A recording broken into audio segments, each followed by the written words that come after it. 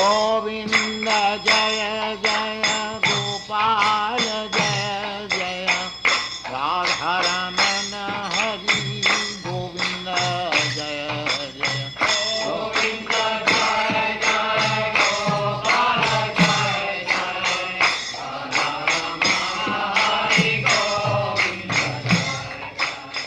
गोविंद जय जय ओम नमो भगवते वासुदेवाय। ओम नमो भगवते वासुदेवाय। ग्रंथराज श्रीमद् भागवतम स्कंद 3 अध्याय 23 श्लोक संख्या 55 से आगे चलेंगे। श्लोक दोहराइए। संगो यह संस्कृते हेतु असत्सु विहितो अधिया स एव साधुषु कृतो निस्संगत्वाय कल्पते। संगो यः संस्कृतेर्हेतु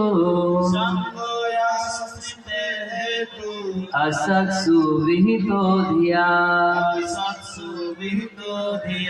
स एव साधुषु कृतो निसंगत्वाय कल्पते। शब्दार्थ अनुवाद और तात्पर्य श्रील प्रभुपाद के द्वारा। जगद्गुरु श्रील प्रभुपाद की।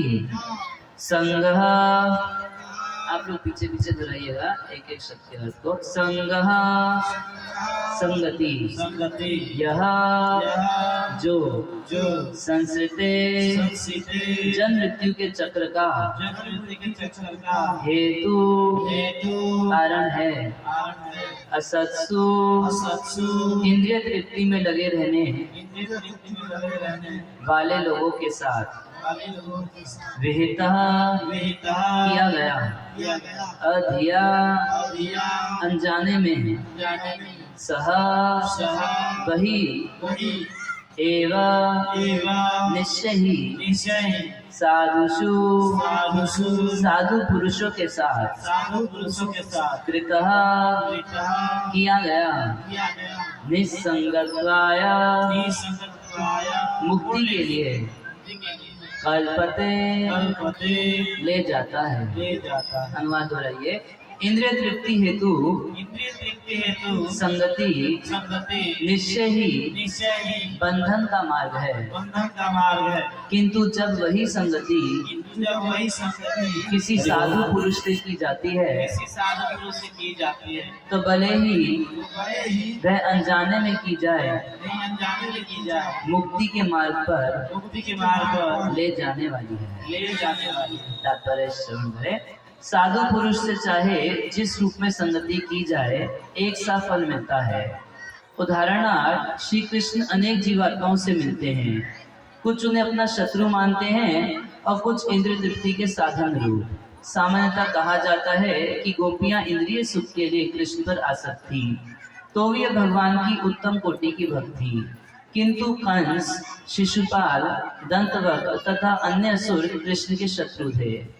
वह चाहे भयवश शत्रु के रूप में या इंद्रिय सुख के लिए भक्त के रूप में कृष्ण की संगति में आए, मुक्ति तो सबों की हुई।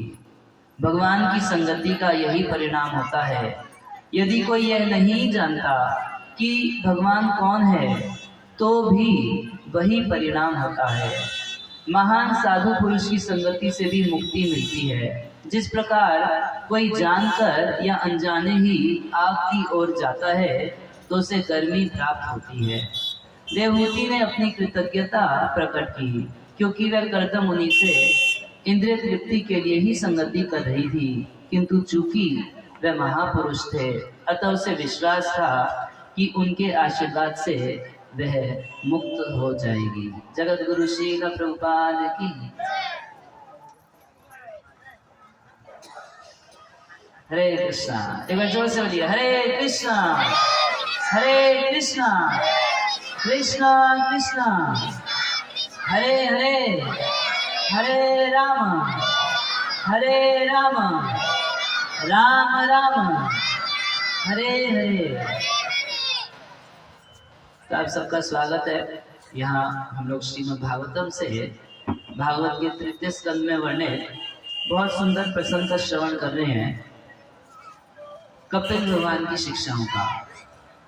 तो कल हम श्रवण कर रहे थे कि किस प्रकार से माता देवहूति ने अपने पति को देव से भी बढ़कर सेवा की, और उनके पति भगवान के शुद्ध भक्त होने के कारण जो उन्होंने तपस्या भक्ति आदि के द्वारा जो कुछ संपदा प्राप्त की थी, उसमें देवहूति को भी हिस्सा दिया। उनको वैसी ही संपदा प्राप्त हुई जैसी कर्दम मुनि की थी। वो एक बहुत सुंदर और बहुत विशालकाय विमान तैयार किए, नदियाँ, झरने, पहाड़, पर्वत, बहुत कुछ था, और 100 वर्षों तक अपनी पत्नी के साथ विहार किए और उससे 9 कन्याएं उत्पन्न किए। अपने वचन के अनुसार कर्दम मुनि देवहूति से बोले कि अब हम जैसा हमने विवाह के समय कहा था विरक्त हो जाएंगे, संन्यास ग्रहण करेंगे, संन्यास आश्रम स्वीकार करेंगे। तब देवहूति माता अपने आंखों में अश्रु तो उनके स्वाभाविक रूप से थे, मगर उनको थोड़ा सा निरुद्ध, थोड़ा सा अपने आंसुओं को रोक के अश्रु कलाम शनै, बड़ी ही विनम्र वाणी से और दुखी मन से इस प्रकार से बोली। देखिए, ज्ञान बहुत आवश्यक है, और ज्ञान व्यक्ति को मिलता है जब श्रवण करने से, जब वो व्यक्ति सुनता है। सुने बिना किसी को ज्ञान नहीं होता। जो सुने बिना ज्ञान होता है उसको अटकलबाजी बोलते हैं, अंदाज लगाना, अटकलबाजी। जो सुन के ज्ञान प्राप्त किया जाता है, विशेष रूप से वैदिक परंपरा से सुन के जो ज्ञान प्राप्त किया जाता है, वही असली ज्ञान कहलाता है। बाकी संसार में जो हम ज्ञान अर्जित कर रहे हैं, तो वास्तव में वो ज्ञान नहीं, अज्ञान है। और दूसरी बात, वो ज्ञान हमारे साथ नहीं जाएगा। अगर आप इस जन्म में एमए कर लें, पीएचडी कर लें, बड़ी से बड़ी डिग्री हासिल कर लें, और मरने के बाद अगले जन्म में बोलते हैं कि मैं पिछले जन्म में एमए किया था, उसके आगे की पढ़ाई करूंगा, कोई मानेगा नहीं। भाई, पिछले जन्म में हम बीए किए, एमए किए, कौन कौन सी पढ़ाई किया, उसके आगे की पढ़ाई हम करेंगे ना। तुमको नर्सरी से फिर से पढ़ाई करनी पड़ेगी। मगर ये आध्यात्मिक ज्ञान ऐसा है, भगवान भगवत गीता में कहते हैं, नेहा विक्रमो नाशस्ति प्रत्यवायो न विद्यते। ना तो इसका नाश होता और ना इसमें कुछ नुकसान होता। यानी इस जन्म में आपने जितना भागवत सुना, जितना ज्ञान अर्जित किया, उतना आपका अगले जन्म में रहेगा, उससे आगे आपको शुरू करने का मौका मिलेगा। तो ये है इस ज्ञान की अद्भुत महिमा। मगर ज्ञान होता है कैसे? प्रचुर मात्रा में सुनने से। जब व्यक्ति बहुत काल तक भगवान के बारे में साधु संतों के संग में रह के सुनता है, तो उसको भगवान का ज्ञान होता है, अपना ज्ञान होता है, अपने स्वरूप का ज्ञान होता है, भगवान से हमारा क्या संबंध है उसका ज्ञान होता है। और उस संबंध के नाते जो जुगाड़ है जिससे भगवान से हम मिल सकते हैं, भक्ति, उस जुगाड़ के बारे में ज्ञान होता है, जीवन के लक्ष्य में ज्ञान के बारे में ज्ञान होता है। और ये सब ज्ञान उसको अभय कर देता है, इस संसार के भयों से मुक्त कर देता है। मगर उसके लिए सुनना, ज्ञान अर्जित करना बहुत ज़्यादा ज़रूरी है। तो देवहूति माता कह रही है कि सर्वम तत् भगवान मह्यम, आपने सब कुछ वैसा किया जैसे उपवाह प्रतिश्रुतम, जैसा आपने वचन दिया था मेरे को, वो सब वचन आपने पूरे किए। आपने हमें अपना अंग संग दिया, विमान बनाया, घर की व्यवस्था की, मेरा शरीर क्षीण हो रहा था उसको ठीक किया। जितना जितना आपने वचन दिया वो सारे वचन आपने पूरे किए। इसलिए उन चीज़ों का तो कोई उल्हाना नहीं है, आपने हर अपने कर्तव्य का ठीक से निर्वाह किया। अथापि मैं प्रपन्नाय, फिर भी मैं आपको शरणागत हूँ, प्रपन्न हूँ, तो अभयम दातुम अर्हसि, मुझको अभय का दान भी मिलना चाहिए। कह रही है देवहूति माता कि सर्वम तत् भगवान मह्यम उपवाह परिश्रुतम, जो आपने वचन दिया था आपने बहुत भली भांति निभाया उसको। अथापि मैं प्रपन्नाय अभयम दातुम अर्हसि, मगर क्योंकि मैं आपको शरणागत हूँ, इसलिए एक वस्तु मुझको और मिलनी चाहिए, वो है अभय। आपके द्वारा मुझे अभय प्रदान किया जाना चाहिए। ब्रह्मं दुर्वित्री भी तुभ्यम विग्रह पतया सभा। कह रही है कि हे ब्रह्मन, आपकी ये जो पुत्रियां हैं, देखिए उनसे संबंध जोड़ के बोल रही हैं। ये नहीं बोल रही कि मेरी बेटियों के लिए आपको पति ढूंढना है। वो उनको कुछ जिम्मेदारी रियलाइज करा रही हैं कि तुम्हारी जो बेटियां हैं उसके लिए पति ढूंढना अभी बाकी है। कश्चित् स्यात् विशोकायः त्वयि प्रवजिते वनम्। और आपके वन में जाने के बाद मेरे पास कौन रहेगा? मैं तो अकेली हो जाऊंगी। ये 9 की 9 तो विवाह करके अपने घर चली जाएंगी और मैं अकेली पड़ जाऊंगी, और आप वन में चले जाएंगे। तो एक पुत्र भी होना चाहिए जो हमारे साथ रहेगा आपके जाने के बाद। एतावान अलम कालेन व्यतिक्रांतेन में प्रभु। कह रही है कि एतावता अलम, इतना सारा समय तो मेरा चला गया, विवाह में चला गया। विवाह के बाद कितने दिन बीत गए, उसके बाद 100 साल विहार किया, इतना सारा टाइम हमारा बीत चुका। जीवन के इतने साल बीत चुके, भोगों में कोई ज्ञान ही नहीं। भगवान कौन है, उनसे हमारा क्या संबंध है, जीवन का लक्ष्य क्या है, किसके लिए मनुष्य शरीर प्राप्त किया, भगवान ने सृष्टि क्यों, कुछ लेना देना नहीं। इतना समय तो बिता दिया ऐसे ही। और अब समझ में आ रहा है, जब वो भोग समाप्त हो जाते हैं तब व्यक्ति को बुद्धि आती है। जब तक एंजॉय करते हैं तब तक बुद्धि नहीं आती है। जब भगवान के द्वारा, काल के द्वारा या अपने कर्मों के कारण वो भोग समाप्त हो जाते हैं, भगवान स्विच ऑफ कर देते हैं हमारी एंजॉयमेंट का, तब व्यक्ति सोचता है, सोच में पड़ता है कि कितना समय हमने इसी सब में बिता दिया, क्या किया जीवन में। तो देवहूति माता कह रही है, एतावता अलम कालेन व्यतिक्रांतेन में प्रभु। हे प्रभु, इतना सारा समय तो मेरा ऐसे ही चला गया, इंद्रियर्थ प्रसंगेन, केवल इंद्रियों की तुष्टि के लिए दिन रात बस एक ही चीज सोचती रही कि मुझको इंद्रिय तृप्ति के साधन मिलने चाहिए। प्रहलाद महाराज तो भगवान नरसिंह देव से कह रहे हैं कि हे प्रभु, मेरी ऐसी स्थिति है जैसे किसी व्यक्ति की 6 पत्नी हो। ये क्या मतलब प्रहलाद, तुम तो छोटे से बच्चे हो, तुम्हारी 6 पत्नी कैसे? बोले ये इंद्रियां जो है ये 6 पत्नियों के समान है। वो आग खींचती है मेरे को, चलो चलो चलो वहां सुंदर दृश्य देखने के लिए, चलो सिनेमा देखेंगे। और मैं बोलता हूँ चलो चलो बढ़िया चलो। तब तक कान बोलता है, अरे वहां चलो वहां कितना सुंदर संगीत हो रहा है, हाँ वहां भी चलो। तब तक जीवा बोलती है, अरे चाट पकौड़ी तो खाई नहीं, वहां चलो, हाँ वहां चलो। तब तक ये चमड़ा बोलता है कि कोमल कोमल गद्दे पे सो जाओ, सोने में कितना सुख है, हाँ तो सो जाओ, कितना सुख मिलता है। तो ये मेरी जो इंद्रियां हैं ऐसी हैं, सबकी सब अपनी अपनी ओर खींच रही है। किसी एक व्यक्ति की या तो एक पत्नी होने पर इतनी फजीयत हो जाती है, किसी की यदि 6 पत्नियां हो और सारी की सारी उसको अलग दिशा में खींच रही है, एक इधर एक इधर एक इधर एक, तो उसका क्या होगा? फजीयत होगी, कितनी बड़ी फजीयत होगी।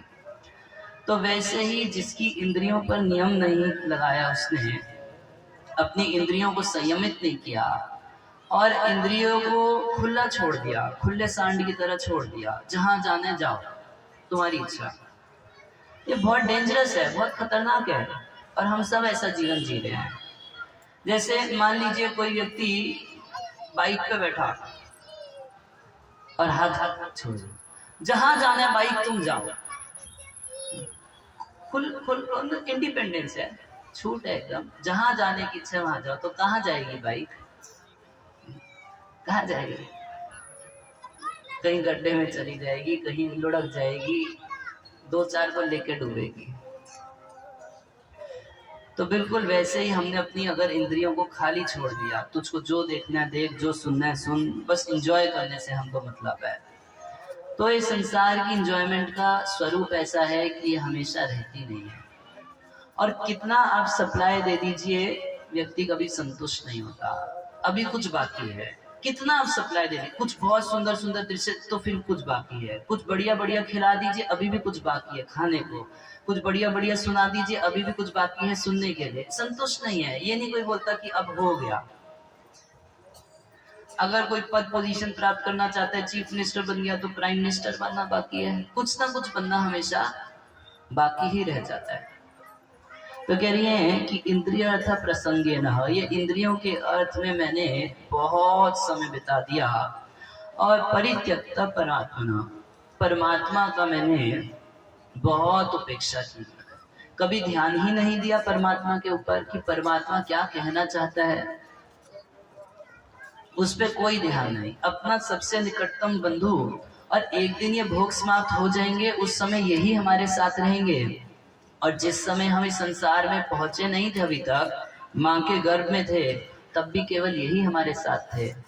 तो अंत में, शुरू में केवल परमात्मा साथ, और बीच में भी वास्तव में केवल परमात्मा ही साथ है। बाकी हम भ्रम में जीवन जी रहे हैं कि ये व्यक्ति हमको साथ दे रहा है, वो व्यक्ति हमको साथ दे रहा है। दूसरा व्यक्ति भी तब तक साथ देता है जब तक उसके हृदय में परमात्मा उसको बोलता है कि इसको साथ दो। यदि परमात्मा उसको बोल दे कि इसका साथ मत दो, तो अपना करीबी से करीबी मित्र हमें धोखा दे देता है। इस सबके जीवन में होता है।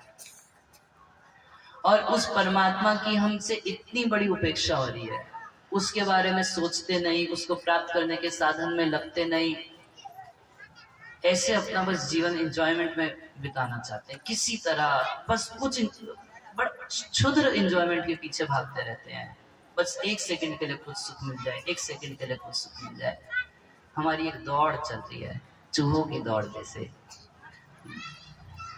एक बार की बात है कि एक व्यक्ति था, उसके पीछे एक पागल हाथी पड़ गया। तो व्यक्ति भागा भागा भागा भागा, किसी तरह बस पागल हाथी से अपने को बचाने की कोशिश कर रहा है। तब तक उसको दिखा कि कोई और जगह तो दिखाई दी नहीं, एक बहुत पुराना सूखा कुआं था वो दिखाई पड़ा, और बरगद का एक पेड़ था जिसकी एक टहनी एकदम नीचे तक जा रही थी। तो सोचा इस हाथी से बचने का तो एक ही तरीका है, एक टहनी को पकड़ लेता हूँ और नीचे कुएं में उतर जाऊंगा तो मैं बच जाऊंगा। तो एक टहनी को पकड़ के जब नीचे उतरने लगा, तब तक वो तो टूट गई, और दूसरे हाथ से दूसरी पकड़ लिया। अब इधर दूसरी टहनी पकड़ लिया, इसकी नजर नीचे गई, तो नीचे देखा तो वहां पर एक भयानक सांप था। अच्छा, अब ऊपर नजर देखा तो क्या देखा कि एक चूहा उस टहनी को काट रहा है। तो नीचे देखता है, कभी ऊपर देखता है, तब तक इसकी जीभ के ऊपर एक बूंद शहद पड़ गया। हुआ क्या था कि एक मधुमक्खियों का छत्ता उसी पे लगा था, और वो छत्ता से एक बूंद टपका उसके जीवा पे शहद। अब उसके उस कुएं में गिरने से वो छत्ता भी बड़ा डिस्टर्ब हो गया, तो सारी मक्खियां जो थी, मधुमक्खियां, वो भी उसको नोचने लगी। अब छोड़ दे इसको तो नीचे गिरेगा सांप के मुख में, इसको पकड़े रखे तो भी फायदा नहीं, ऊपर से चूहा काट रहा है और हाथी उसका इंतजार कर रहा है। मगर ये जो एक बूंद उसको शहद की मिली, मजा आ गया। अब तो बस ऐसे मिलेगा मिलेगा, ऐसी स्थिति हमारी है। एक तरफ काल का सांप हमारे इंतजार कर रहा है कि कब ये चूहा महाराज का इंपोर्ट एक्सपोर्ट का बिजनेस बंद होगा। बंद नहीं होगा, वो चलता रहेगा। आप देखेंगे चूहा बिल बनाता है, बहुत सुंदर घर बनाता है, और दिन रात उसका एक इंपोर्ट एक्सपोर्ट का बिजनेस चलता रहता है। एकदम कोई काम की वस्तु नहीं होगी, ला ला के घर में सजाता रहता है। कभी कभी आप देखेंगे चूहे को गेंदे का फूल, खाता नहीं है, नोचता रहेगा, खूब उसको इकट्ठा कर लेगा और उठा के अपनी बिल में इकट्ठा करने लगता है। तो वैसे ही हम लोग अपने घर में खूब सामान इकट्ठा, काम का नहीं है, वो भी इकट्ठा करते रहते हैं, खूब इकट्ठा करते रहते हैं। और ये चूहा बहुत, इसका बिजी लाइफ है, बहुत बिजी लाइफ है। इंपोर्ट एक्सपोर्ट का इतना बड़ा बिजनेस है इसका, कुछ सामान लाना है, कुछ ले जाना है। तब तक सांप देखता है उस चूहे की गतिविधि को, और क्या करता है, जब चूहा बिल के अंदर होता है, उसी बिल के बाहर ऐसे मुंह फैला के खड़ा हो जाता है। और जैसे ही, चूहे तो बहुत बिजी है, उसका बिजी लाइफ है, उसको अपने बिजनेस के लिए, कुछ और सामान के लिए, शॉपिंग के लिए भी अपने घर से निकलना है। जैसे ही चूहा महाराज बाहर निकलते हैं तो सांप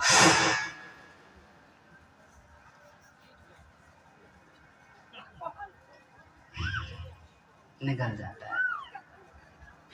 ऐसा हम सबके साथ होता है। बहुत बिजी लाइफ है, किसी को बोलो कि भजन कर लो, भगवान की कथा सुनो, वेरी बिजी, बहुत बिजी लाइफ है, मगर वो जानता नहीं कि काल रूपी सांप खड़ा है, उसका इंतजार कर रहा है एक दिन। अरे कल तक तो वो ठीक थे, चल फिर रहे थे, बिल्कुल ठीक चल रहे थे, बात कर रहे थे, खा पी रहे थे, कल तो हमारे घर आए थे, क्या हुआ रात को? हार्ट अटैक हो गया हमारे घर।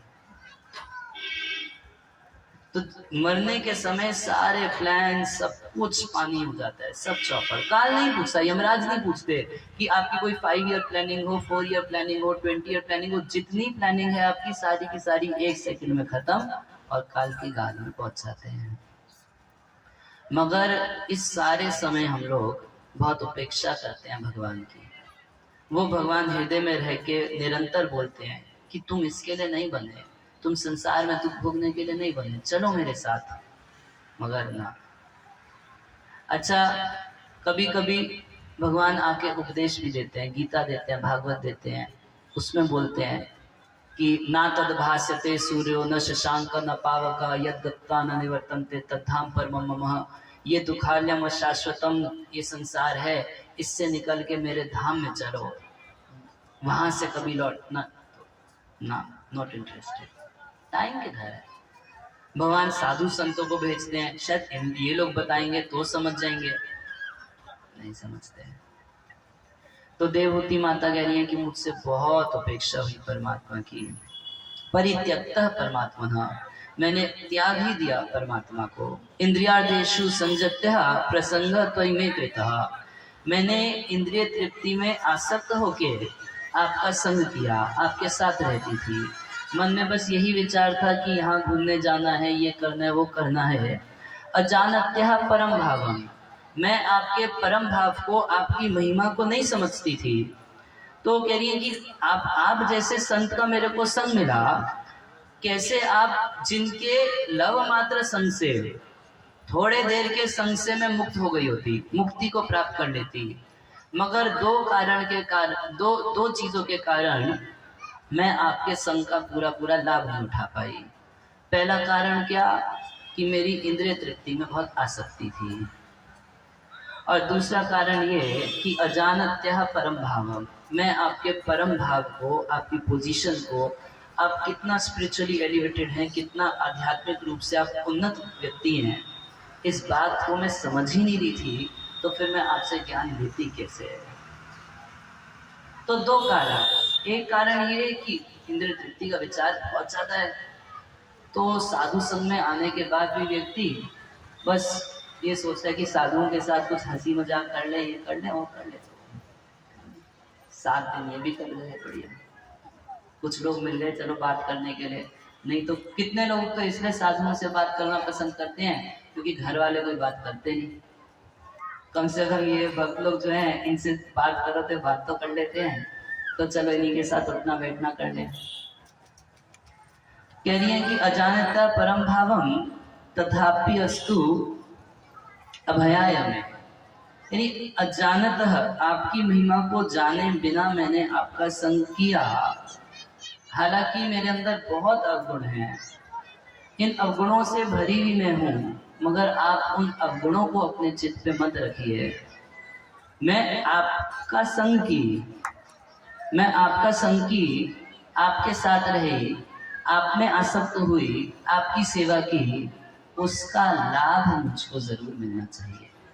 हालांकि मेरे अंदर बहुत दोष हैं, कई एक दोष हैं कि मैं इंद्रिय तृप्ति में आसक्त थी, आपकी महिमा को नहीं जान रही थी, मगर इतनी बस प्रार्थना है कि प्रभु मेरे अवगुण जितना धन, अवगुण है हमें, मगर आप उन अवगुणों को मत देखिए, क्योंकि ये एक सिद्धांत है कि अनजाने में भी किया गया जो असत्संग होता है वो व्यक्ति को वापस संसार में डाल देता है, और अनजाने में किया हुआ जो साधुओं का संग होता है, मैं तो केवल आपको अपना पति मान के आपके साथ रहूंगा, मगर अनजाने में किया हुआ साधु संग भी व्यक्ति को निसंगत्वाय कल्पते, भौतिक आसक्ति से मुक्त करके भगवान के धाम तक पहुंचा देता है। हरे कृष्णा कृष्णा कृष्णा कृष्णा हरे हरे हरे।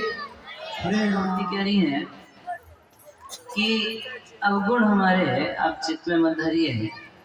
क्यों? एक स्वभाव जो है, जो एक वस्तु शक्ति कहलाती है। जैसे उदाहरण देंगे कि मान लीजिए आप अनजाने में आग को छू लेते हैं, आप नहीं जानते कि ये आग है और आप उसमें हाथ दे देंगे, तो क्यों आप नहीं जानते कि आग है, तो क्या हाथ नहीं जलेगा? जलेगा। इसको बोलते हैं वस्तु शक्ति। तो उसको वस्तु शक्ति बोलते हैं। किसी वस्तु की अपनी शक्ति है, आप उसकी महिमा को जाने या ना जाने वो काम करेंगे। जैसे कभी कभी आप किसी डॉक्टर के पास जाएंगे तो डॉक्टर कुछ दवाई लिख के दे देता है, तो डॉक्टरों की तो हैंडराइटिंग भी समझ में नहीं आती। और पहले ज़माने में जो वैद्य लोग होते थे वो दवाई का नाम भी नहीं लिखते थे, और अगर कोई दवाई पैकिंग वाली होती थी तो उसका कवर भी फाड़ देते थे। क्यों फाड़ देते थे? कि वो दवाई देख के आप बोले अरे यही दवाई, ये तो हम बचपन से देखते आए हैं, ये क्या करेगी? तो आप दवाई का नाम नहीं जानते, कुछ नहीं जानते।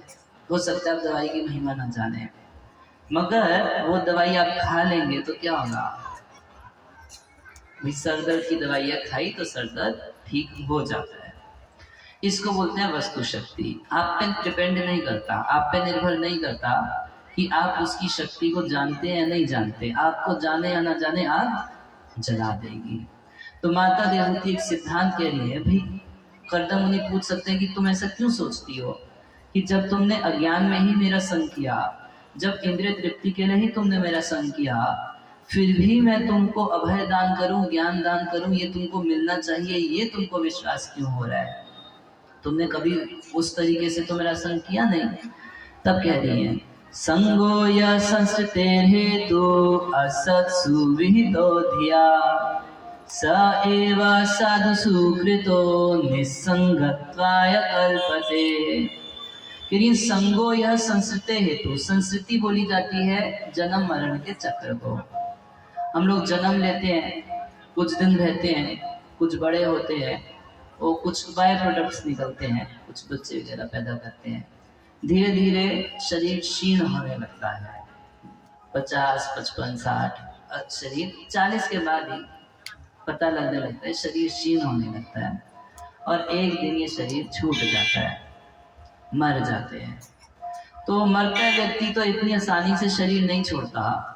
शास्त्रों में बताया कि जब इतना कष्ट होता है शरीर को कि मानो 15,000 बिच्छू एक साथ डस रहे, तब शरीर छोड़ के भागता व्यक्ति। देखिए ना, बूढ़े से बूढ़ा व्यक्ति भी कोशिश करता रहता है कि 2-4 दिन 10 दिन और ऐसे भारी भारी कई बार लोग बोल देते हैं, लगता है कि राम जी भूल गए हमको, मगर यमराज किसी को नहीं भूलते हैं। तो वो कहने का मतलब है कि पता नहीं क्या कि भगवान भी भुला दिए क्या हमको, हमारी मृत्यु नहीं आ रही, पड़े रहते हैं। एक बार ऐसी एक गांव में एक बुढ़िया थी, बिस्तर पे पड़ी पड़ी ऐसी बोलती रहती थी, लगता है कि राम जी भुला गए हैं हमको। तो हमारे गुरु महाराज वहां पर गए तो बार बार बोल रही है कि क्या बताए बाबा, क्या बताए साधु जी, लगता है कि यमराज भी भूल गए हैं हमको। महाराज बोले कोई दिक्कत नहीं, एक बिजली का तार लगाया और उसको हाथ में पकड़ाने लगे, ये पकड़ लो अभी याद आ जाएगी। ऐसा तो ही ना, तुम सोच रही हो कि तुम मरना चाहती हो, भगवान बोल रहे हैं अभी लो, बिजली का तार हाथ। अरे क्या बात कर रहे हो तुम ही तो बोल रहे थे कि मरना चाहते हो। मरने का नाम न लो, मरना बुरी बना है, कोई नहीं मरना चाहता। इस शरीर में इतनी आसक्ति रहती है, इतनी आसक्ति रहती है कि जब इतना कष्ट एक बार में होता है कि 15,000 बिच्छू एक साथ डस मारे, इतना, तब जाके आत्मा शरीर को छोड़ता है। और शरीर छोड़ने के बाद निर्वाण की प्राप्ति नहीं होती। अगर मरने से ही निर्वाण की प्राप्ति हो जाती तो फिर निर्वाण की प्राप्ति के लिए इतना काम क्यों करता कोई? फिर तो साधना की कोई आवश्यकता नहीं है ना, क्योंकि सबका मरना निश्चित है। अगर बस मरने से ही निर्वाण मिल जाता, हम लोग के घर परिवार में कोई मर जाता है तो नाम के आगे लिखते हैं स्वर्गीय दादाजी, स्वर्गीय दादा जी। अब ये हम नहीं जानते कि स्वर्गीय हुआ नरकीय हुआ, ये हमें नहीं पता, मगर अच्छा है, भावना करनी चाहिए कि स्वर्ग ही गए होंगे। मगर ये हमारी भावना मात्र है कि हमारे कोई दादा है, दादी है, जो भी है, जो स्वजन मरा उसके नाम के आगे स्वर्गीय लिख देते हैं।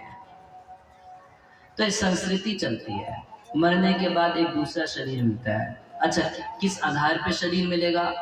तो इस शरीर में जैसी हमारी चेतना है मरते समय, वैसा अगला शरीर मिलता है। अगर हम कुत्ते की चेतना में मरते हैं तो अगला शरीर कुत्ते का मिलेगा। अगर कोई व्यक्ति बहुत ज्यादा मांस खाता है तो भगवान उसको अगला शरीर शेर का दे देते हैं, बोलते खा मांस खा भाई। क्या मनुष्य शरीर में 9 मीटर की आंत में तुम मांस खाते थे, क्या बचाओगे उससे? तुमको मैं शेर का शरीर देता हूँ। कुछ लोग जैसे कि आज के फिल्म स्टार जो है नग्न रहते हैं, नंगे रहते हैं, तो भगवान उनको वृक्ष का शरीर दे देते हैं, लो कोई तुमको कपड़ा नहीं पहनाएगा। वैसे कुछ लोग बहुत हाई स्पीड घूमना चाहते हैं तो उनके लिए भगवान ने चीते का शरीर बनाया है, लो हाई स्पीड रहो। तो 84 लाख इच्छाओं के लिए 84 लाख योनियां भगवान ने बनाई हैं। हम जो इच्छा मरते समय हमारी बाकी बचेगी, अंतिम इच्छा यहाँ तो कोई पूछ के पूरी नहीं करेगा, मगर परमात्मा जरूर पूरी करते हैं। मरते समय जैसी चेतना रहती है, यम यम वापि स्मरण भावम त्यजन्ते अन्ते कलेवरम, जिस भाव में व्यक्ति शरीर छोड़ता है वैसा शरीर अगला मिलता है उसको। तो इसको बोलते हैं संस्कृति। जन्म मरण, और जन्म मरण के बीच में क्या? बीमारी और बुढ़ापा। जन्म मृत्यु जरा व्याधि दुख दोष अनुदर्शनम, ये 4 चीजों की साइकिल चलती रहती है। तो कह रहे हैं कि संगो यह संस्कृत हेतु। संग का एक अर्थ होता है संग करना, एसोसिएशन, और संग का एक अर्थ होता है आसक्ति, जिस चीज में अटैचमेंट है। तो कह रहे संगो यह संस्कृत हेतु असत्सु विहितो धिया।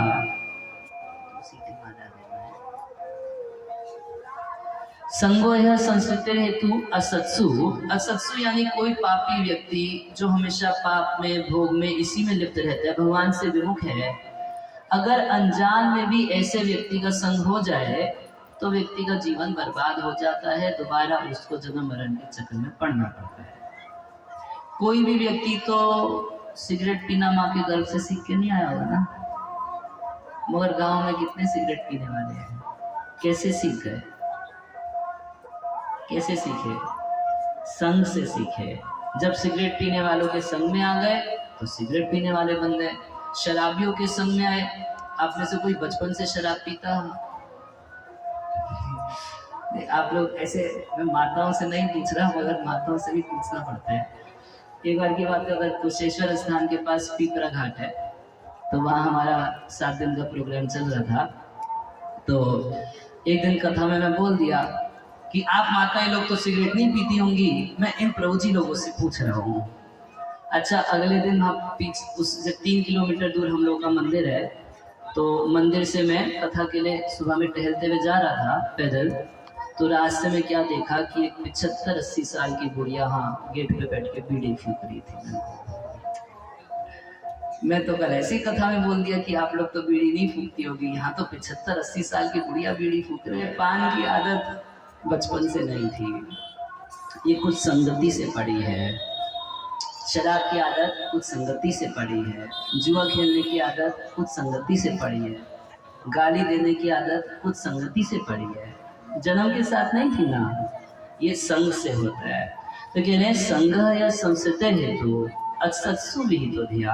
यदि किसी असत व्यक्ति का, किसी पापी व्यक्ति का संग हो जाए, अब अरे मैं तो जानता ही नहीं वो तो पापी है, कह रहे अधिया बिना जाने अज्ञान में भी हो जाए तब भी हो। जैसे आग बिना जाने आप छू देंगे तो जलाएगा, वैसे ही बिना जलाए किसी पापी के साथ उठना बैठना खाना पीना शुरू कर दिए तो धीरे धीरे वही हो जाएंगे। ऐसे अनेक उदाहरण है। जैसे एक ब्राह्मण था जिसका नाम था अजामिल। वो इतना शुद्ध ब्राह्मण था, अपने पिता की सेवा करता था, अपने पिता की यज्ञ में सहायता करता था। जंगल जाके लकड़ी लेके आना है, भगवान की पूजा के लिए फूल लेके आना है, तरह तरह से सब कुछ किया करता था और बड़ा गंभीर था।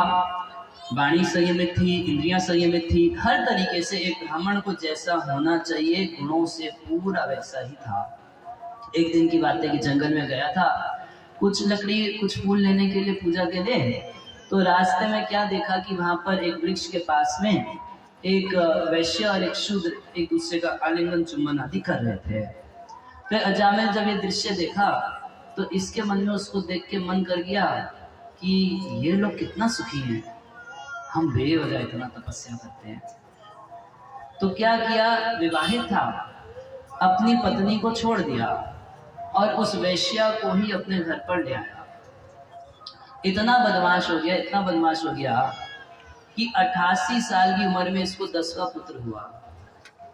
88 साल की उम्र में 10वां पुत्र हुआ, छोटा सा बच्चा, और उसका नाम किसी तरीके से रख दिया गया, क्या, नारायण।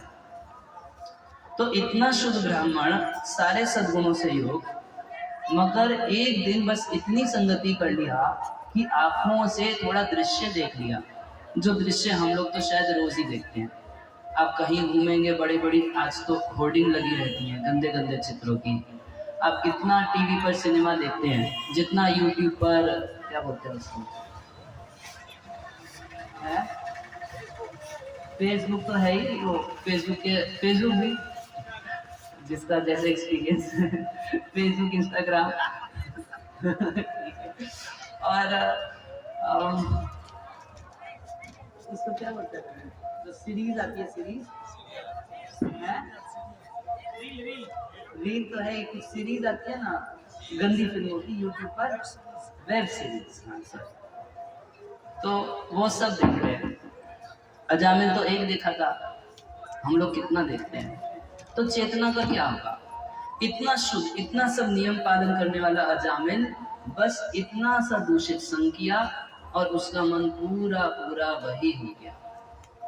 अब वैश्य का पालन पोषण करने के लिए चोरी करता था, डकैती करता था, लूट मार करता था, लोगों के बच्चों का अपहरण कर लेता था, उसके बाद पैसा डिमांड करता था, हर तरीके से 2 नंबर का पैसा कमाना शुरू कर दिया।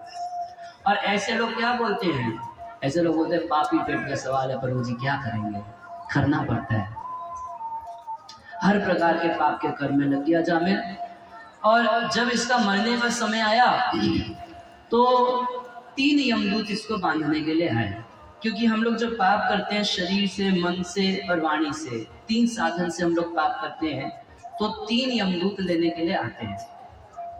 और यमदूतों के पास एकदम जैसे पुलिस वालों के पास होती है ना, क्या बोलते हैं, हथकड़ी, तो ऐसे इन लोगों के पास सरकारी रस्सी रहती है। और यमराज जी जो हैं वो नरक में यमदूतों को बहुत अच्छे से ट्रेनिंग देते हैं कि यदि किसी पापी को ला रहे हो और रास्ते में गला बहुत सूखता है, बहुत लंबा रास्ता है, ऊपर से गर्मी, नीचे से गर्मी, बहुत गला सूखता है, अगर रास्ते में पानी मांग दे तो इसको ये वाली गाली देना और 3 तमाचा मारना और पूछना उससे, तू कभी अपने बाप को पानी पिलाया है जो आज तू पानी मांग रहा है? तो यमराज जी पूरा यमदूतों को ट्रेनिंग देके रखते हैं कि क्या क्या कैसे कैसे करना है। तो यमदूत आए उसको लेने के लिए।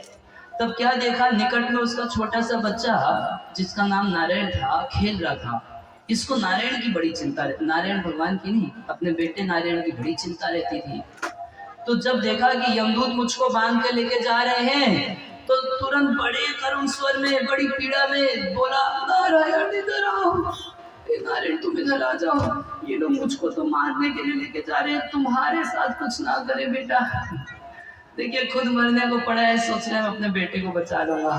वो तो खेल रहा था वहां बगल में, मगर हुआ क्या, इस अजामिल के मुख से जब नारायण नारायण ये 4 अक्षर का भगवान नाम निकल गया तो उसी समय 4 विष्णुदूत वहां पर आ गए और यमदूतों को की रस्सी भी काटे और तलवार दिखा के उनसे पूछे कि तुम इस पुण्य आत्मा को कहाँ लेके जा रहे हो? वो पुण्य आत्मा, अरे बोले कि चित्रगुप्त पागल हो चुका है, लिख लिख के उसका सारा हार्ड डिस्क भर चुका है, इतना पाप किया इसने कि चित्रगुप्त लिख लिख के सब पूरा, कितना कमरे भर भर के फाइल भर गई है।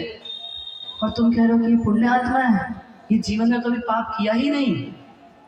तो बोले अरे अरे अरे अरे, तुम लोग धर्मराज के नौकर हो? हाँ, हम लोग यमराज के नौकर हैं, यमराज को धर्मराज का। मगर बड़े दुख की बात है कि धर्मराज के नौकरों को भी धर्म का कुछ नहीं पता। तो चलो अब धर्म की परिभाषा तो होता है कि धर्म जो है वो साक्षात भगवान नारायण ने जो वेदों में बताया वो धर्म है, और वेदों के अगेंस्ट जो कुछ भी है वो सब अधर्म है। ठीक है, यहाँ तक ठीक है। उसके आगे वो पूछे कि भाई अच्छा किस किस को नरक लेके जाते हो? सबको नरक लेके जाते हो या कुछ कुछ को?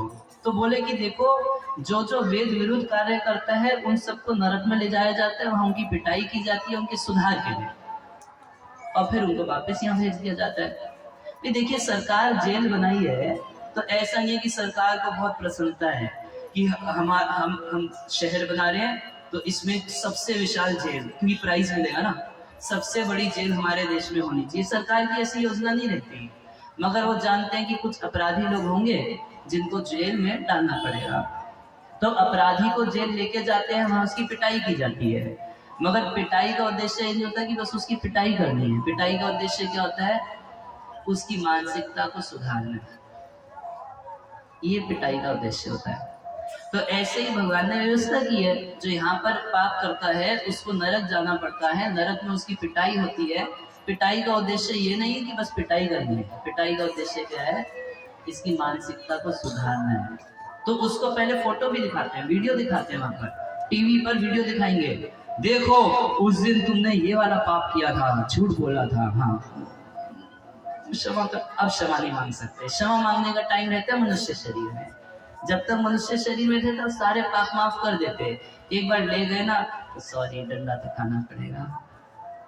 फिर दिखाते हैं, दूसरा वीडियो दिखाते हैं, देखो तुमने 400 बकरे खाए, 300 मछली खाई, ये सारे के सारे तुम्हारे इंतजार कर रहे हैं, ये भी तुमको खाएंगे। जैसे तुमने खाया था बकरे का लेग, आज हम लेग खाएंगे, तो वो बकरा तुम्हारा वेट कर रहा है, वो भी आज तुम्हारा अजामिल फ्राई खाएगा। आज उसकी भी इच्छा है कि आज इस अजामिल का पकौड़ा बना के खाएंगे। तो अगर उस समय कोई बोले कि क्षमा कर दीजिए, अगली बार नहीं खाऊंगा मांस मच्छी, ये था तुम्हारे पास समय, इस मनुष्य शरीर में जब तक थे तब तक तुमको माफ कर देते अगर प्रायश्चित करते तो, मगर अब संभव नहीं।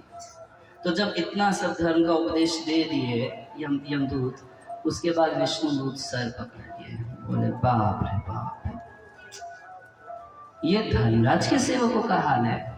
उन्हें इतना भी नहीं पता कि पापी से पापी कितना हो बड़ा पापी व्यक्ति क्यों ना हो, यदि अनजाने में भी भगवान का नाम ले ले तो उसके सारे के सारे पाप खत्म हो जाते हैं। सांकेत्यम पारिहासम वा स्तोभम हेरणम एव वा वैकुंठ नाम गृहणम अशेष अधर्म विदु।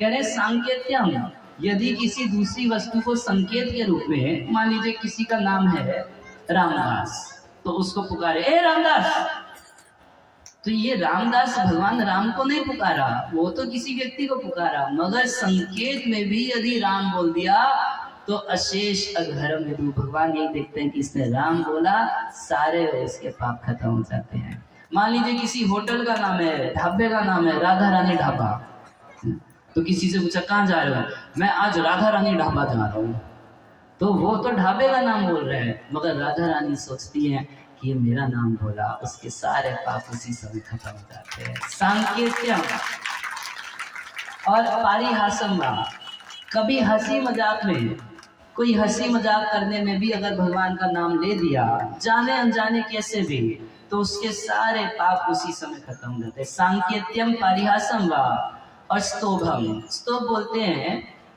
राग अलापने को। जैसे कुछ लोग कीर्तन में इसलिए आ जाते हैं कि म्यूजिक बड़ा अच्छा लगता है, उनको नाम भगवान के नाम से कोई मतलब नहीं, बस म्यूजिक अच्छा लगता है तो कीर्तन में आ जाते हैं।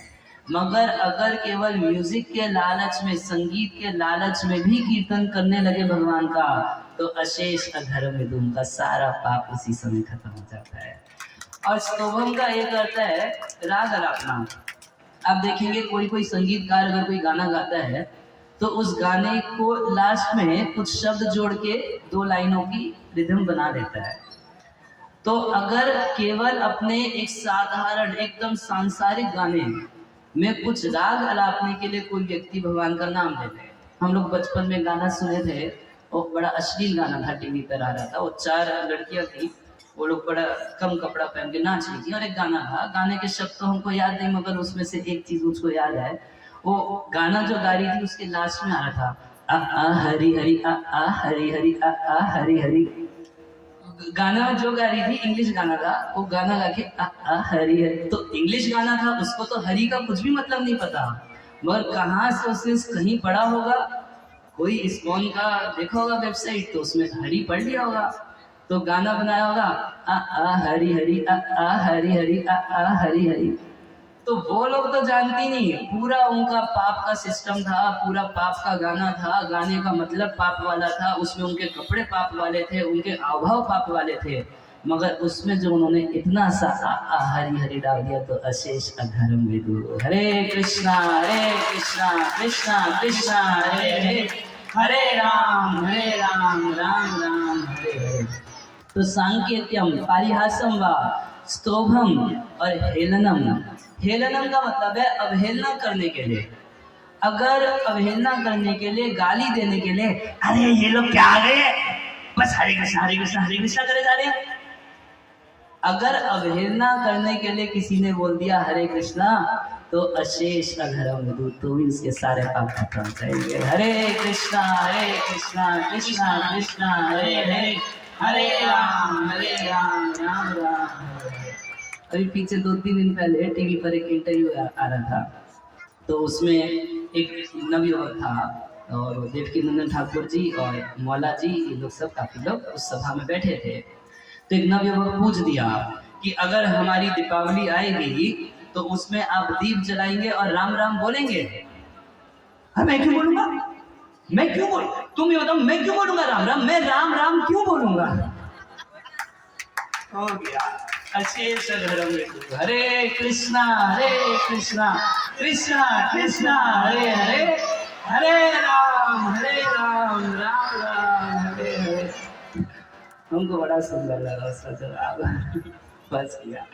चेतन महाप्रभु ऐसे ही किया करते थे, किसी को बोलते थे बोलो हरे कृष्णा, बोले नहीं बोलूंगा, तो महाप्रभु पूछते थे क्या नहीं बोलूंगा, मैं हरे कृष्णा नहीं बोलूंगा, बोले बोल दिए तुम। अब तो हो गया, तुमसे गड़बड़ हो गई, बहुत बड़ी गड़बड़ हो गई। क्यों? तुम्हारे सारे पाप खत्म हो गए।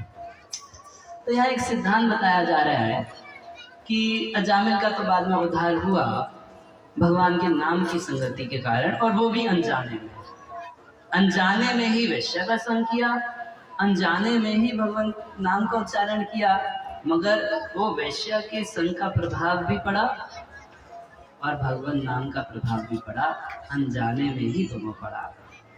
ऐसे भरत महाराज हुए, बहुत शुद्ध संत हुए, तपस्या कर रहे थे, भाव के स्तर पर थे, भगवत भाव को प्राप्त किए थे, ऐसे भगवत प्राप्त संत थे भरत महाराज। एक दिन की बात है, उनके आश्रम के निकट में एक हिरनी थी, एक शेर की दहाड़ सुन के इतना डर गई कि नदी से कूद के जा रही थी, और गर्भवती थी, डर के मारे उसका गर्भ निकल गया वहीं पर। वो छोटा सा हिरनी का जो बच्चा था, तो भरत महाराज जब उसको देखे नदी में गिरता हुआ तो बड़ी दया आ गई, तो उसको उठा के अपने आश्रम में ले आए। सोचे अब इसका पालन पोषण कौन करेगा, क्योंकि वो हिरनी जो थी वो तो मर गई थी। तो भरत महाराज जब दिन रात उसी का पालन पोषण, उसी की चिंता करते थे, तो मरते समय उसी हिरण का स्मरण आया उनको, और अगला जन्म उनको हिरण का लेना पड़ा। तो अनजाने में किया हुआ संग, तो ये सत्संग इतना शक्तिशाली होता है। और कह रही है बिल्कुल वैसे ही सत्संग होता है। स एव साधुषु कृतो, जो असत्संग, जो पापियों का संग वापस जन्म मरण का कारण बन जाता है, अनजाने में किया हुआ। स एव, वही अनजाने में किया हुआ साधुओं का संग जो है वो निसंगत्वाय कल्पते, वो भगवान के धाम का रास्ता तैयार कर देता है। निसंगत्वाय, संसार आसक्ति से मुक्त कर देता है, भगवत धाम की प्राप्ति करा देता है। जैसे एक बार की बात है, गजेंद्र था, हाथी था, जब वो उसका पैर एक ग्रहा पकड़ लिया, ये ग्रहा नहीं जानता था कि ये जो हाथी है गजेंद्र, ये भगवान का भक्त था पिछले जन्म में। वो नहीं जानता था कि मैं इसका पैर पकड़ूंगा और ये भगवान की स्तुति करने लगेगा। मगर गजेंद्र संकट के समय में भगवान की स्तुति करने लगा और भगवान श्री हरि जब उसकी रक्षा के लिए आए तो सबसे पहले अपने सुदर्शन चक्र से उस ग्राह को शाप से मुक्त किए। पहले उद्धार किसका हुआ? गजेंद्र के उद्धार से पहले उस ग्राह का उद्धार हो गया, क्योंकि उसने गजेंद्र का पैर पकड़ रखा था, मगर ये जान के नहीं कि ये भक्त है। उसने तो ये सोचा कि इसको खाऊंगा, खाने की इच्छा से, गजेंद्र को निगलने की इच्छा से उसने उसका पैर पकड़ा था, मगर उससे भी उसका कल्याण हो गया। आप लोग ऐसे पैर मत पकड़िएगा इसी को प्रमाण मान लेते यार। मगर यहाँ ये कहा जा रहा है कि अनजाने में प्रहलाद महाराज थे। प्रहलाद महाराज के स्कूल के जो दोस्त थे असुर परिवार के थे। प्रहलाद महाराज के पिताजी उनको असुर यूनिवर्सिटी में पढ़ाते थे। असुर यूनिवर्सिटी में कभी भगवत गीता की पढ़ाई नहीं पढ़ाई जाती। आप असुर यूनिवर्सिटी में पढ़े हुए किसी भी बच्चे से पूछ लीजिए कि भगवत गीता में कितने श्लोक हैं, उस दिन भी नहीं बता पाए थे, आज भी नहीं बता पा रहे। असुर यूनिवर्सिटी में भगवत गीता बैन होती है। तिलक लगा के चले जाएंगे असुर यूनिवर्सिटी में, आपको स्कूल में घुसने नहीं दिया जाता। कंठी धारण किए हुए हैं तो असुर यूनिवर्सिटी में आपको स्कूल से निकाल दिया जाता है। असुर यूनिवर्सिटी में आपको एक पढ़ाई पढ़ाई जाती है कि तुम ये शरीर हो, तुमको कंपटीशन करना है, तुमको सबको हरा देना है, तुमको सबसे बड़ा आदमी बनना है और अपने दोस्तों के साथ भी दोस्त जैसा व्यवहार नहीं करना है तुमको। आजकल स्कूलों में यही पढ़ाई पढ़ाई जा रही है। क्षमा कीजिए, अगर प्रभुपाद जी तो साफ बोलते थे कि आज के जो विद्यालय है ये विद्यालय नहीं है, ये कसाई घर है। प्रभुपाद जी प्राय बोला करते थे, प्रभुपाद जी निडर थे, जो बोलते थे एकदम सुसत्य बोलते थे। प्रभुपाद जी जो बोलते थे वेदवाणी और निडर, किसी से डर नहीं। प्रभुपाद जी का प्रचार का सिस्टम क्या था? जिस समय जापान में युद्ध हो रहा था उस समय जापान में जाके प्रचार किया। जिस समय भारत में कर्फ्यू लगा था उस समय इंदिरा गांधी को चिट्ठी लिखे कि हम आपको बताते हैं सरकार चलाने के लिए आप भगवत गीता की शिक्षाओं को लागू कर दीजिए, देखिए सरकार कितनी अच्छे से चल जाएगी। मतलब कर्फ्यू का मतलब है, इमरजेंसी का मतलब है कि आप सरकार को कोई फीडबैक नहीं दे सकते।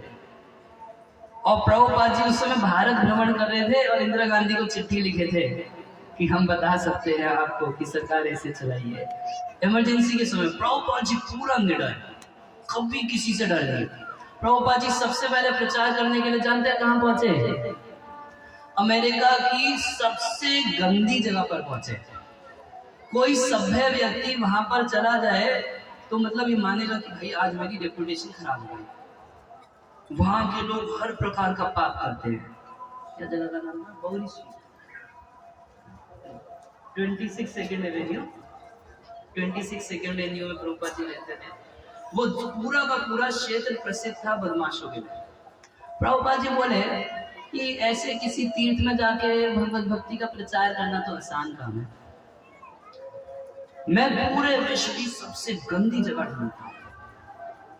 पूरे विश्व की सबसे गंदी जगह में जाके प्रभुपाद जी वहां पर भगवान नाम कीर्तन किए।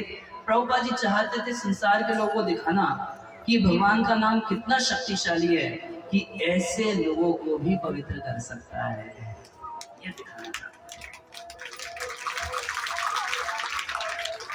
आज पूरे विश्व में हरि नाम की गूंज है। आज पूरे विश्व में आप कहीं चले जाइए, हर देश में, हर शहर में आपको भगवान को भोग लगा प्रसाद मिलेगा। आपको तिलक कंठी धारण करने वाले वैष्णव मिलेंगे, नाम जप करने वाले भक्त मिलेंगे, कीर्तन की ध्वनि कान में पड़ेगी। पूरे विश्व में हर जगह आज कीर्तन हो रहा है, हर जगह भगवत भक्ति है। प्रभुपाद जी पूरा निर्णय लेते थे। तो और उन प्रभुपाद जी के संग से आप देखिए, वो लोग अनजाने में प्रभुपाद जी का संग किए। वो नहीं जानते थे कि आध्यात्मिकता क्या होती है, वो नहीं जानते थे कि राम कौन है, वो नहीं जानते थे कि कृष्ण कौन है। प्रभुपाद जी हफ्ते में 2 दिन प्रवचन किया करते थे। उसका कुछ पर्चा छापे थे, शुरुआत की बात बता रहे हैं। केवल हफ्ते में 2 दिन प्रवचन करते थे। वहां वो हिप्पी लोग पूरा नशे में धुत ये वो नंग धड़ंग आते थे प्रवचन सुनने के लिए। और जब ज्यादा नंग लोग आते थे तो प्रभुपाद जी आंख बंद करके प्रवचन किया करते थे। प्रभुपाद जी इतना सहन किए कि हम तो सबके सामने बताते हुए भी प्रभुपाद जी आंखों के सामने वहां पर लड़के लड़की एक दूसरे को चुम्बन आदि कर प्रभुपाद जी आंख बंद करके प्रवचन करते रहते थे। इतना सहन किया प्रभुपाद जी। मगर प्रभुपाद जी की वाणी इतनी पवित्र कि ऐसे लोगों को प्रभुपाद जी सन्यासी तक के स्तर तक उठा दिए। वो लोग चाय कॉफी नहीं पीते, मांस मच्छी नहीं खाते, शराब जुआ नहीं खेलते, अवैध संग सबको छोड़ दिए और हरि नाम का जाप करते हैं, बहुत पक्की साधना करते हैं। अगर आज आप रशिया चले जाएंगे, रशिया में कम से कम आज 1 लाख से ज्यादा भक्त हैं। रशिया जैसे देश में जहां अगर आप भक्त के वेश में चले जाएंगे तो आपको गोली से उड़ा दिया जाता आज से 50 साल पहले। ऐसी स्थिति थी। अगर आपके तिलक देख लिया तो उसी समय शूट एट साइड। ऐसी स्थिति थी रशिया में। प्रभुपाद जी वहां प्रचार किए। आज कम से कम 1 लाख भक्त है रशिया में। और उन लोगों की साधना जानते हैं, वो लोग रात में 1-1.5 बजे जाग के हम लोग जगते हैं, उससे पहले तो 2 घंटे उनका हरिनाम जप हो चुका होता है। हम लोग जिस समय हम लोग जब जगते हैं और बाकी लोग जब जगते हैं तब तक तो उनका बहुत साधन वजन हो चुका होता है। ये रशिया की स्थिति है। हम लोग आलस में सो रहे हैं, जीवन गंवा रहे हैं। और आज देश विदेश में सब जगह लोग हरिनाम का आनंद उठा रहे हैं। कैसे? अनजाने में किया हुआ साधु संग, अनजाने में किया हुआ प्रभुपाद जी का संग, निस्संगत काय कल्पते, उनके जन्म मरण के चक्र पर कटा। हरे कृष्णा कृष्णा कृष्णा हरे हरे, हरे राम राम राम। देवती माता कह रही है कि संग या संस्कृत रहती, जो संग, जो एसोसिएशन अनजाने में पापी व्यक्ति का हो जाए, व्यक्ति को पाप में डाल देता है, फिर जन्म मरण में डाल देता है। वही अनजाने में किया हुआ साधु का संग जो है वो उसकी मुक्ति का खुला द्वार बन जाता है। नेह यत् कर्म धर्माय न वैराग्याय कल्पते। कह रही है कि वो कर्म जिससे धर्म ना हो और वो धर्म जिससे वैराग्य ना हो और वो वैराग्य जिससे न तीर्थ पद सेवाए, जिससे भगवान श्री हरि के चरण कमलों की सेवा ना हो, तो जीवन अपनी मृत्यु ही सहा।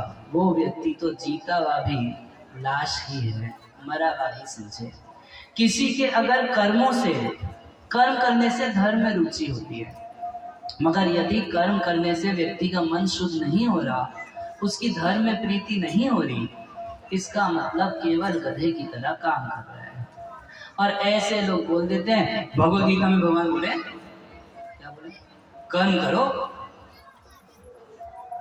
भगवान की इच्छा थी कि सबके सब गधे बने, काम करें। अब किसी गधे को बोलो, एक गधे प्रभु जी भागवतम क्लास हो रही है, थोड़ा आइए ना, काम करवा लो। कथा तो नहीं सुन पाऊंगा, काम जितना मर्जी करा लो वो कर दूंगा। बोलो धोबी का कपड़ा ढूंढूंगा, अरे एक गंजी उसको कभी मिलती नहीं, दिन रात धोबी का कपड़ा ढोता है। कितना किलो बासमती चावल ढोता रहता है, कभी एक दाना चावल खाने को मिलता है उसको? कभी नहीं मिलता उसको। और खाता क्या है? घास खाता है जो उसको फोकट में मिल जाएगी, मगर सोचता है कि यदि मैं धोबी का कपड़ा नहीं धोऊंगा, मेरा बॉस मुझको सैलरी नहीं देगा तो खाऊंगा कैसे? वो फ्री में सब जगह अवेलेबल है घास, मगर उसके मन में बैठा रहता है कि गधे की तरह। तो भगवान भगवद गीता में क्या यही बोले हैं कि सबके सब गधे बन जाओ? कर्म करो, मगर उन कर्मों से धर्म में रुचि होनी चाहिए। अगर धर्म के स्तर तक नहीं पहुंच पाया व्यक्ति, तो उसके कर्मों का कोई लाभ नहीं है। नेह यत् कर्म धर्माय न वैरागाय कल्पते। और धर्म का आचरण करे, मगर धर्म करने से यदि उसको वैराग्य ना हो, तो ऐसे अनेक धर्म करने से, सोमवार का व्रत, मंगल का व्रत, ये व्रत वो व्रत सब कुछ करे, मगर उसके हृदय में संसारिक भोगों के प्रति आसक्ति ना छूटे, तो कह रहे हैं कि ऐसा व्यक्ति तो जीता हुआ मरा हुआ ही है। कर्मों से धर्म हो, धर्म से वैराग्य हो, और जिस वैराग्य से भगवान श्री हरि की सेवा नहीं होती, खूब विरक्त हो, एकदम जटा बना लिया, सब कुछ कर लिया और कोने में बैठ के सेवा कुछ करते नहीं, गांजा चल रहा है, गांजा चरस जो भी वो चल रहा है। तो कह रहे हैं ऐसा व्यक्ति तो जीता जी मरा भाई है। अब सोचिए कोई लाश हो जो सांस ले रही हो, कैसा लगेगा? लाश है और सांस ले रही है, कोई डर जाएगा भाई, क्या है, भूत है क्या, प्रेत है, हो क्या गया है? जीवित व्यक्ति मगर मरा हुआ है, जो भगवान की विभिन्न सेवाओं को नहीं करता। धर्म सुनिश्चिता पुंसा विश्वस्य तथा सुया नोत्पादे जदिरति श्रम एव ही केवलम। श्री सुखदेव सूत गोस्वामी कह रहे हैं कि धर्म सुनिश्चिता पुंसा, कोई व्यक्ति धर्म का अच्छे से पालन करे, ब्राह्मण है